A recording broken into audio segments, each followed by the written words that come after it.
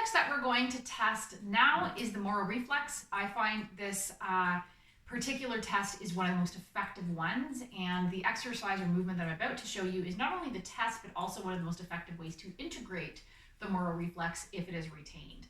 So I should preface this by saying there's kind of two phases, if you will, to the test. You want to explain to your child what they're going to do.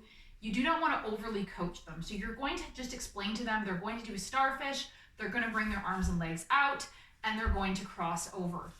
And you're going to have them do that about 5 times. What you are watching for as they're going out and then coming in is, are they crossing, when they're crossing, are they crossing the right side? So here, going over like this, and then they're coming out, and then they're crossing the left side over the right.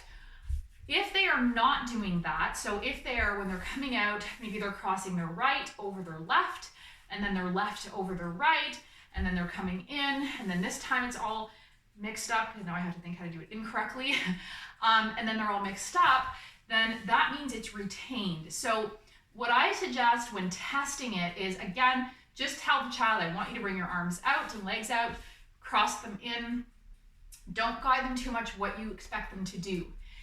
Then you can tell them, okay, now I would like you, if you see that they're doing it incorrectly, say, now I would like you to do that exercise, but I want you to try to cross your right arm and your right leg over your left. Can you do that for me? And then when you come back in and go back out, to cross your left arm and left leg over your right. And if they have a lot of difficulty doing this, chances are, again, that reflex is retained. If children are particularly young or they have difficulty with left and right, one trick you can kind of do is put a sticker on the right hand and the right foot so that they can have a little more understanding of what you mean by crossing the right over the left.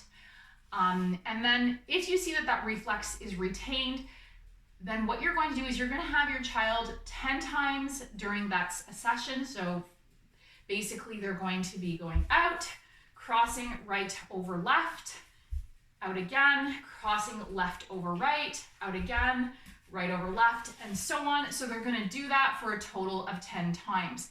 It will take some coaching. I will warn you that it can be one of the more frustrating kind of exercises because it does require a significant amount of mind-body coordination. You're going to see that they're going to require a lot of concentration to do this if this reflex is not retained, or is retained, sorry. So when they're babies, if it's retained, what happens is they get startled, you put your hand on their chest and they'll startle, and then they'll go like this, and what will happen is the right arm will go over the left and the left leg will go over the right. We don't want that. As that reflex is integrated, it should be right limb over left limb, and then right over left.